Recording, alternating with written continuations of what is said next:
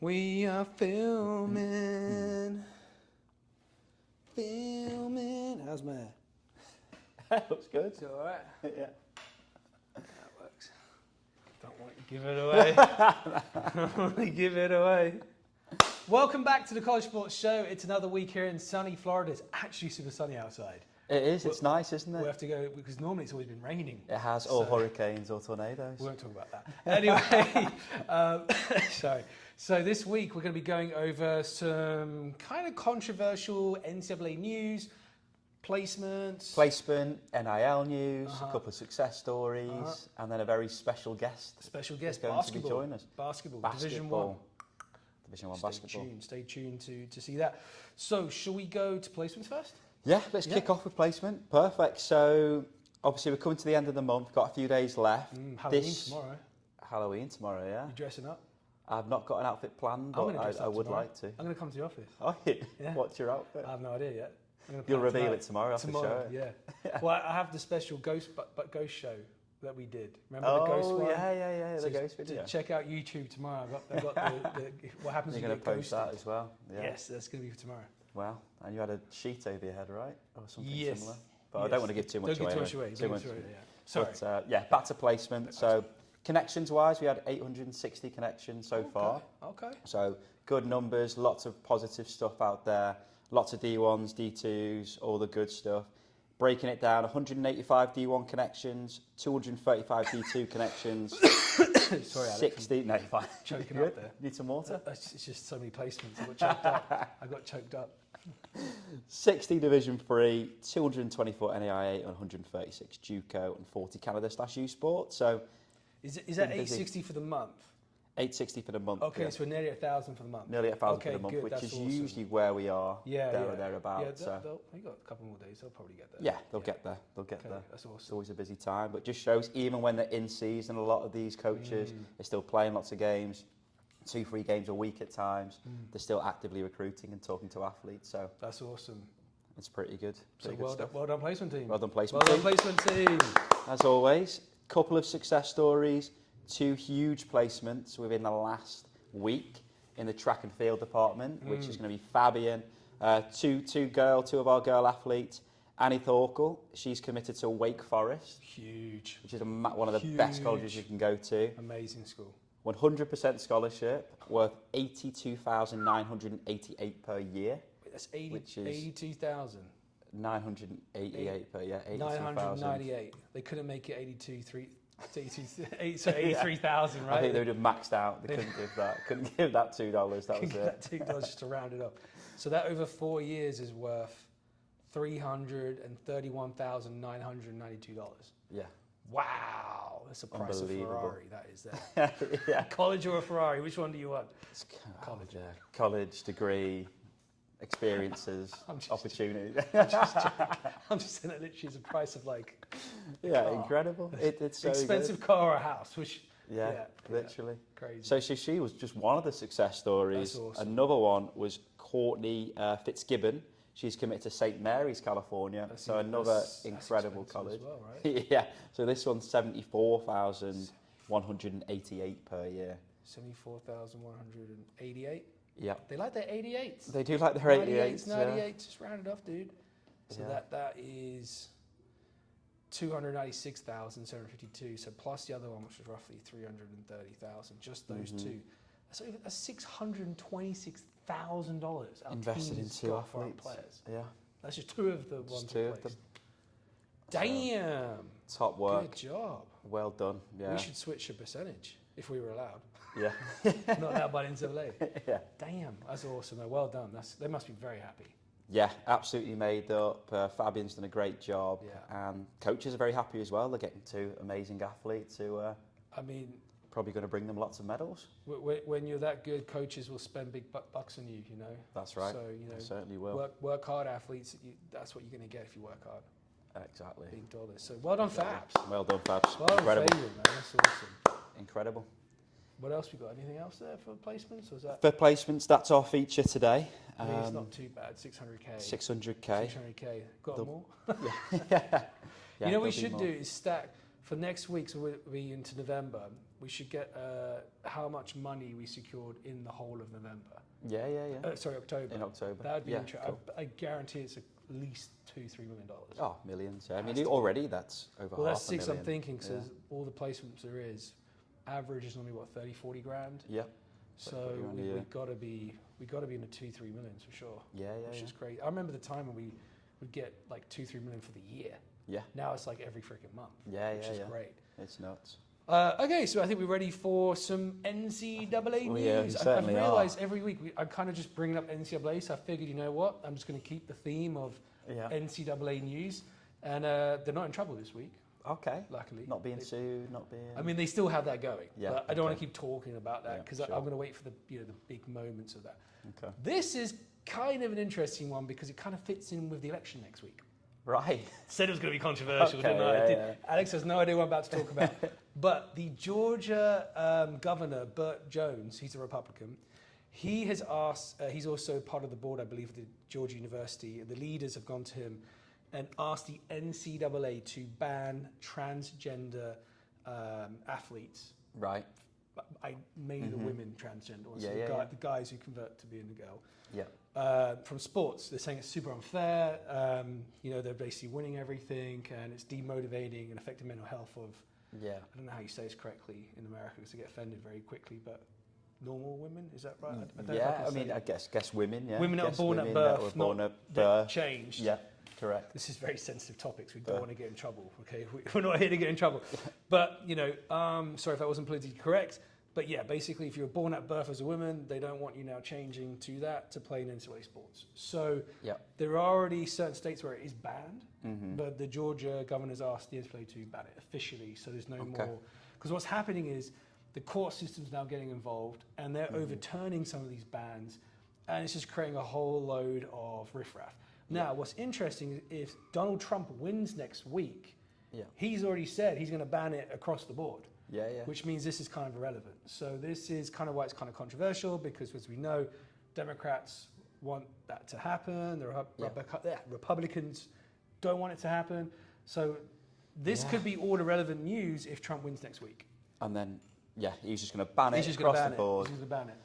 I mean, it is obviously a controversial subject, so well done for picking that. I know, that's not. I think I got a good one. No, because it's very much in the news right now. Yeah. So. I mean, it is because I know it's been happening for a few years, hasn't it? Particularly like swimming, track and field, those individual sports outside of the NCAA, like boxing, for example. Yeah, well, we saw it in the Olympics. Obviously, Olympics, but that supposed one did turn out to be a woman at birth. The picks and everything was all good, so that wasn't so much of a controversy in the end. But obviously, at the time, it was huge, wasn't it? Because that woman just refused to fight. I don't know. This is definitely a very touchy subject. I don't know about the rest of the world, but I know in America for sure. It's been going on now for a couple of years. I think with the election hype, we're seeing it play out even bigger. So we'll see. I think honestly, we'll see what happens next week. Yeah. Because if Trump's elected, this issue kind of goes away. Yeah. If he's not, it's probably just going to get amplified. I think we'll see this more. I think it's something we probably should talk about more because. It's a tough one, right? Because I can see for the athletes who think it's unfair. Yeah, because absolutely. How can they really compete with that? But then you have to look at the other side of the story, and they're going to say it's unfair. Yeah. So how do you win that argument? I mean, like honestly, if I'm going to put my hands up, I honestly think it probably should be banned. Yeah. Because I just think it's just super unfair for all the other, female women's athletes. I agree. From birth, that they can't compete with a man. Like I know they change and stuff, but like that to me, I just don't think that's fair. If I'm gonna get ridiculed for that, that's fair enough. I get ridiculed for that, but I just think for all the other women athletes, it's super unfair. Yeah. But that's my take on it. It's a hard one. I'm probably gonna get a load of like male hate now. Yeah, well, but, it is such a tough one, but yeah. I mean, it like you say, it's just so hard to compete genetically. Yeah, and then where does sports go from there? Because then basically what's going to happen is like, well, if I'm a male athlete and I'm not winning against the males. So I'm just going to sex change and now play as a woman and win. And then all of a sudden, then how do the women compete? Yeah, exactly. Because so women are never going to have, because it's not like they can go the other way and compete against the men. Mm-hmm. They ain't going to have a standing chance, Yeah, right? yeah. So, I mean, imagine if Cristiano Ronaldo changed his sex to being a woman. Yeah. He'd be the best women's football player in the world. Yeah. Right? Like, and then, but if the other way round happened, they'd probably just be average. Female. Yeah. Like, I don't know. Tough one. Really tough. Glad I'm not the one making that decision at the NCAA. And then suppose, well, that'll lead us on to the next one, but can you imagine now all the NIL and the money and stuff comes into play? If that wasn't banned, then all of a sudden teams would be putting more money into that's an interesting those one. athletes, right? In the women's sport. That's interesting because, if you were, because there's a lot of money behind the LGBT movement and stuff. So I could imagine the money you'd get for sex changing, playing sport. And being one of the best players.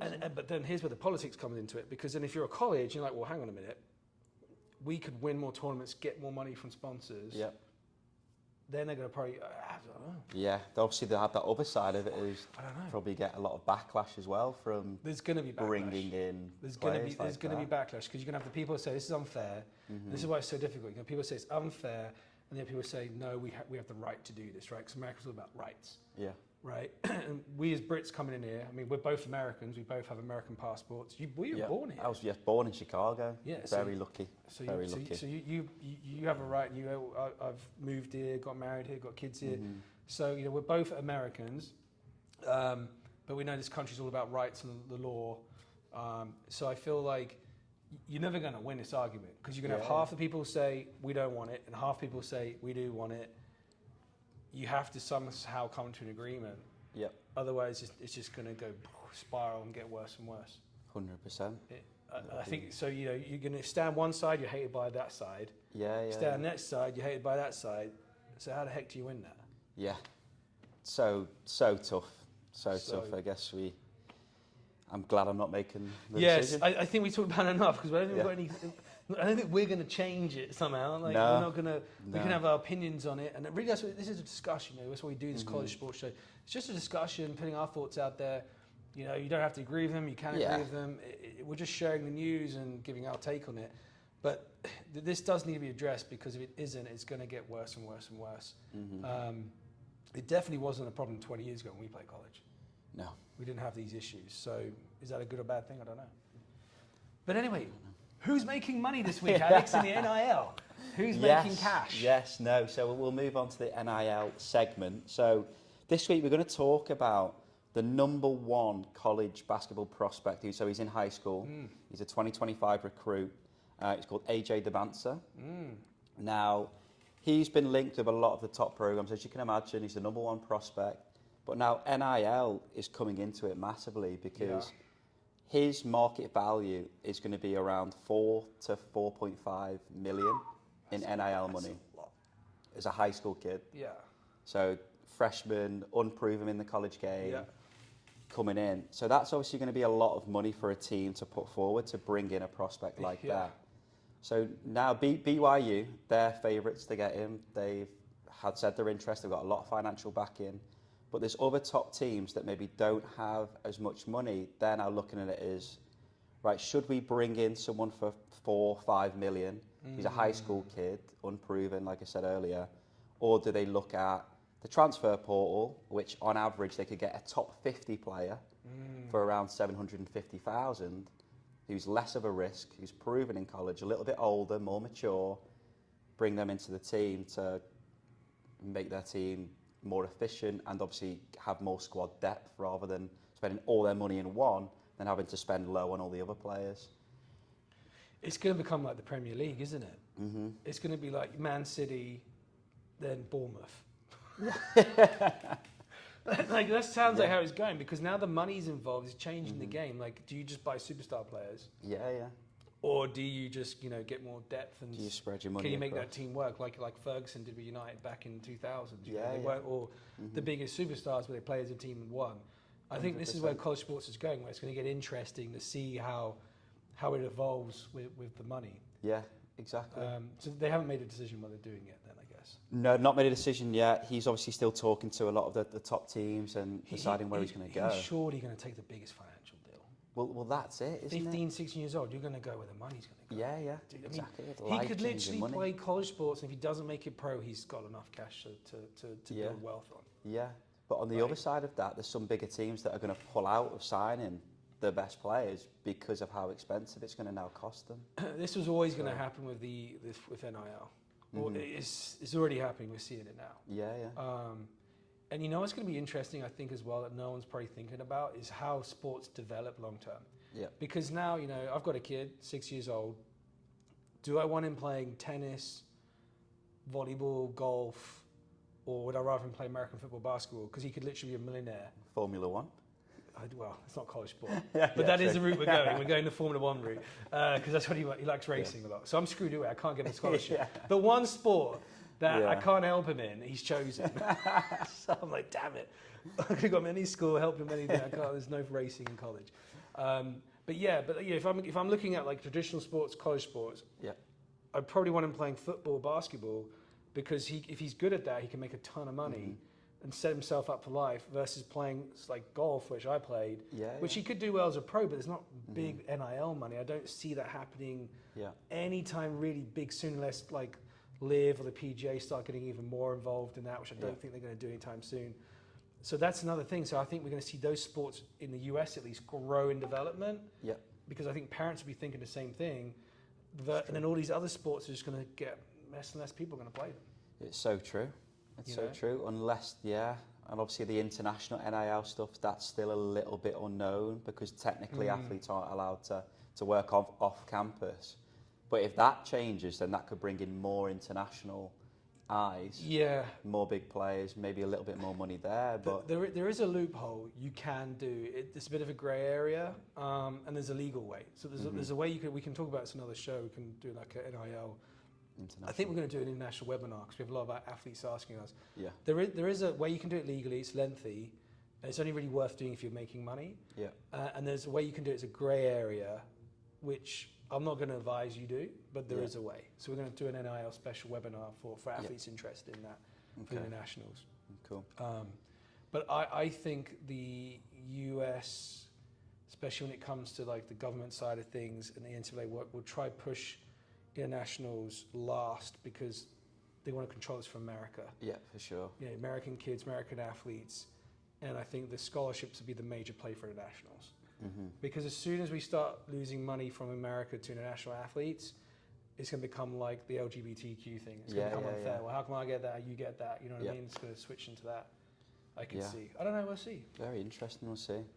But yeah, it's a big debate at the minute, isn't it? Obviously, do you go for that one superstar player and then spend less on everyone else? What would you do if you were a coach? Have you ever seen the film Moneyball? Yes. Yeah, obviously Brad Pitt, Jonah Hill. Stats. Unbelievable, all about stats, isn't it? But also about like the efficiency of the team. I think putting all that money in one player is a huge risk. Yeah.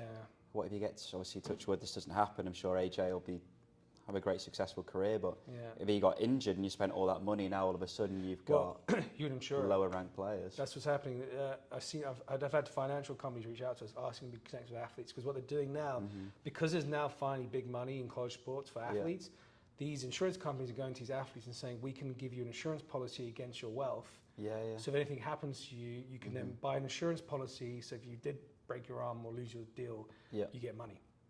And these policies aren't like a couple $100. They're like tens of thousands of dollars. Like a professional soccer player or football player would have, right? You insure your body because that is your asset. So that's what's happening. So that for the player, that's not for the school. So for the player, he can protect himself. If he's educated, knows how to do that. But for the school, it's a risk. It's a massive risk. Whereas obviously what people were saying is some of these bigger colleges are going to, because for $4 million you could bring in 5 or 6 top 50 transfer pool older guys that are proven in the top NCAA Division 1 level. So you can make 4 or 5 players, and that's a starting team. You'd go that route, bring 4 or 5? I'd go that route over just a one superstar. I think what we see as well when we're hiring people to come work for us, we always say to each other, like the number one thing we look for is like, how they work in a gel the team, do they have good work ethic? Biggest thing. It's not about are they a superstar. It's about can we mold them into being a team? Because if we can't be a team, we can't then do the best at our job. For sure. some coaches want the superstar because the superstar brings the money in. It does, maybe Attention, shirt sales and eyeballs, stuff shirt like that as well. sales, so like Messi. That's how you Miami. leverage your risk. Like, if we're this guy could be expensive, but we're going to make this much money in shirt sales, so it's kind of worth it. Yeah. So it's not a risk then, so we might as well give it a go. And then that money you make, you can reinvest and get more players. Yeah. Tough one. This is tough. why we're not college coaches. It is tough. But why then we it's also the dressing room, isn't it? Because like a lot of these good players that may be getting really good, like top players, for their NIL deals for 750,000, still great. And he's getting $4 million. But he's getting $4 million, and all of a sudden it's like, imagine hang on, the is he envy that in the- much better than me? Can you imagine the envy in the room? Yeah. Like, back then we didn't have any of that when we played. It was just all teammates. just It's kind having of a good sad time. in a way because it was kind of like everyone was just a teammate back in the day. Now it's become all about the money and we need to go behind the scenes. We do. Actually, We do. we are. Yeah. We're going on that soccer. We're going to PBA. PBA. Yeah, I'm going to go PBA. We're going to go PBA and we're going to go behind the scenes at the soccer fields. That's right. So that's going to be fun. Yeah, with Go assistant see, coach. Go see Pete. That'd be good, yeah. Yeah. Pete, I think we brought up in the past, he used to work here. Yes. Now doing well with PBA Yeah. as their assistant soccer coach. So Yeah. hopefully speak to a couple of players as well that we've helped. Yeah, we'll do Which that. should be, That's coming up. should be So nice. stay tuned for that episode. It's going to be a new one we're doing. Should we move on to our special guest? I'd love to. Okay, I'd love to. we're going to bring our special guest in, so just stay with us 1 second. All right, we're rolling. So welcome, Neta, to the team. First of all, you're now working with us. We're just going to ask you some questions. Is that okay? Yes. Awesome. I don't know if I should do this. Yeah, you it gotta works. hold it when you're talking. Generally works. Okay. So, how was you played Division 1 basketball? So where did you play? I played at Florida Atlantic University. Did you like it? Yes, I loved it. What did you like about it? Honestly, I liked everything. I think I came to the perfect location because you cannot not love Florida. I wanted to get away from the cold because I'm originally from Latvia. I loved my basketball system. I had a lot of international people around me, so it was like a perfect place for me. Awesome. And if you're coming from Latvia, right, that's very different to America. We're all from Europe, so we know what it's like. But what was the biggest hurdles for you, like coming here? Like, were you nervous? Were you unsure about things? Like, what was kind of running through your head? I was definitely nervous first because it was meant for me leaving home, being away from everyone, my family. I don't have any family here, so I came here alone with literally two suitcases here. So I wasn't sure where am I going, what I'm getting myself into. So the biggest adjustments, I would say, first thing was definitely the language. We do study English in school in Latvia, but for me it felt kind of weird at first to speak English a lot. It was definitely the basketball level is way higher here, so I had to adjust with strength, the speed, everything. We lifted more. I had to also the classes, everything is now in English, so I had to get used to that. But it wasn't a huge something I couldn't handle. Right. Yes. And there's support. You had support as well. What would you say was the best thing about this whole experience about being in the States? Obviously, getting to meet a lot of people, building connections, just to be a part of this experience. Because I came to, like I said, to a great location in Latvia. You're never going to see a palm tree outside. So it's definitely nice to be here. No, certainly not. It was definitely nice, getting my education. I was able to get my master's degree here, for free on a scholarship. And that's something huge. And one of the programs I did is highly ranked in the U.S., the MBA Sports Management at FAU. And just being a part of the team, the competition, everything was just amazing. Yeah, could you tell us a little bit more about what was a day in the life like for you, obviously as a basketball player? Yeah, so towards the end, we kind of switched our practice schedules and everything. So for me, and it was kind of different because I was a grad student. So my day my morning was kind of more free because we practiced in the evening. So in the mornings, I would get some shots up, catch up on homework and everything. And then at around 2 p.m., I would go to the training room, get some treatment, take my ankles. And then we had weights. We used to lift before practice. After that, we go straight into practice. After practice, I would, go get food. And then I had classes usually from 6:30 p.m. until 9:30 p.m. So I had later classes when I was doing my master's. But when I was doing my bachelor's, I always had classes in the morning. So and after classes, it was 9:30 and I was kind of tired. I would always eat something and, finish some homework if I need and get ready to, for the next day. That's cool. Yeah, that's cool. And obviously I think you had a few options of where you could go to. Why did you choose FAU? Florida. Did you have any other options in Florida? Or was it? I mean, I did my first year at the University of South Florida. That was right, yeah. Yes. That was it. But Florida, I knew I wanted to come to Florida. I knew I wanted to get away from the cold. I wanted to be by the beach where there's summer all year round. Yes, so that was definitely like one of the main things. But YFAU, I came on a visit and it was really nice. I wanted to be around international people because I wanted to, feel more like home, be around people that are like kind of in a similar position as me. So when I was there, I had 4 or 5 international teammates, so it was nice. I actually had another Latvian on the team, so it was nice. Yeah, we used to play back home together and we came here, so it was really nice to play with another Latvian. My coaches were really supportive. They would always, reach out to me. I kind of felt like they, really wanted me to be on the team because they would always reach out to me, check up on me, see how am I doing. It was like a really nice feeling. Like I felt like connected with them and it felt like a family. That's cool. So I have a controversial question because we were talking about this subject earlier. It's one of the hot topics in the NCAA right now. Yeah. What's your view on transgender women playing in women's sports in college? Do you think it's unfair? Are you for it? Like, are you impartial? Because it's a very hot topic right now. It definitely is a really hot and controversial topic, so you have to watch what you say. Yeah, thanks, Chris. You definitely have to be careful what you say.